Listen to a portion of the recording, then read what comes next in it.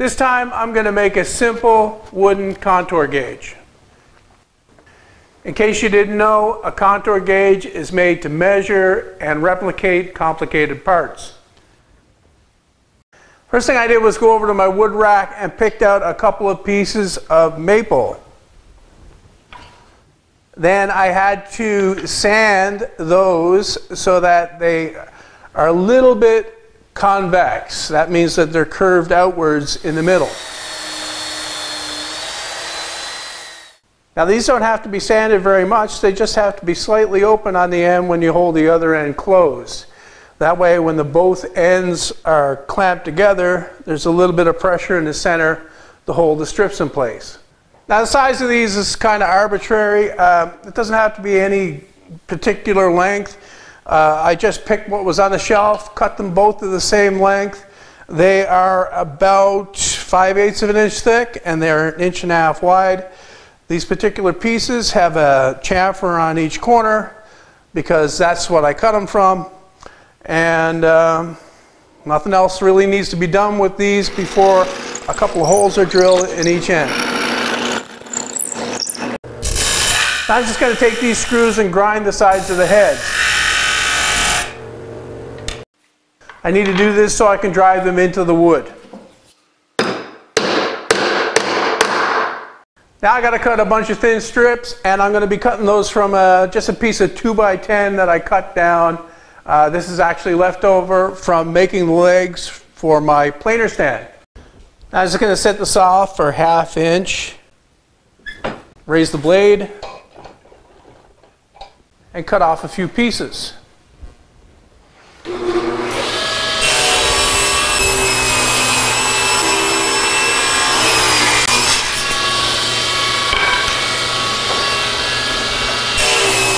When it comes time to cut the thin strips, there's a couple ways you can do it.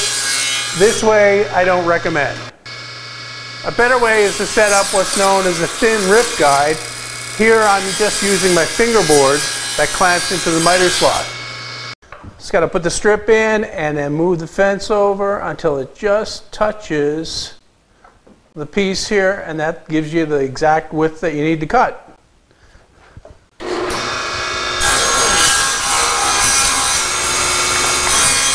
And then when you're down to a piece that's too narrow to go through there comfortably, so you're not cutting up your push stick, throw it away. It's easy. Or you could just put them back on the shelf for the next project. Okay, so I got all the strips cut to the right thickness. All I need to do now is cut them to the right length. Hopefully I've cut more than I need. Cut the strips to length. I've set up my table saw sled with a stop block and set it to about 5 inches away from the blade. Once again, the length is arbitrary. It doesn't have to be exact.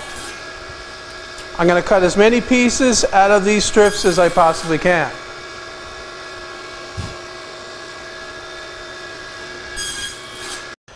Now that I've got the strips all cut to length, it's just to put it together. Here in the part where I've driven the bolts in, I put a wooden block on the end and then put a nut in to hold it. I also glued it in place. Just need to do the same on this end. Just take the block, put a little bit of glue on,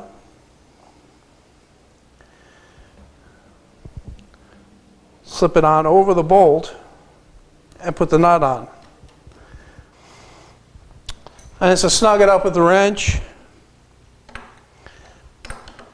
Doesn't have to be too tight, just needs to hold it down and the head of the bolt in the other side. One thing you want to make sure of is that the block that you cut and the nut you put on are not taller than the strips. The strips need to be above the nut. And all you need to do is put it together. That involves putting the strips in.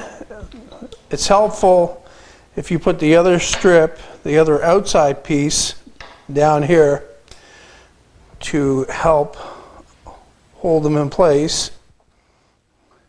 And you want to get in as many as you possibly can. That's why it's a good idea to have a few extra.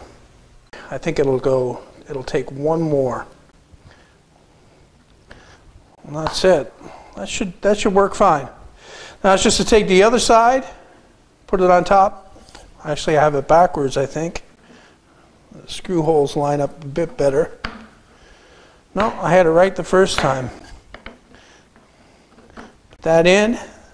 Then I've got a couple of small washers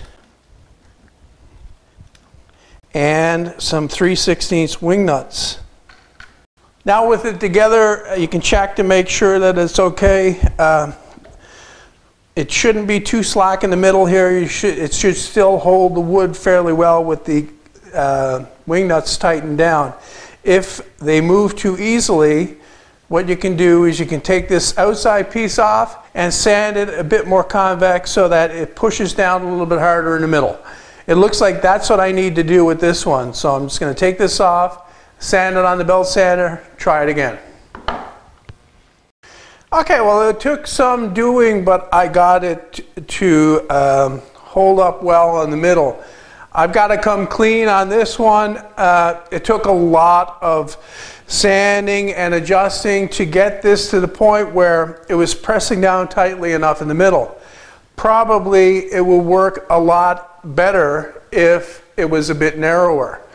And like I say, I've got this one working okay, but I would recommend that if you were to make one, you would make it a bit narrower. It will be a lot easier to adjust it so it's working properly. What I found to be the most effective way to get it working well was to take the strips and extend them out this way as far as I could, lay those on the workbench and take my sanding block and sand it smooth and slightly taper it towards the end.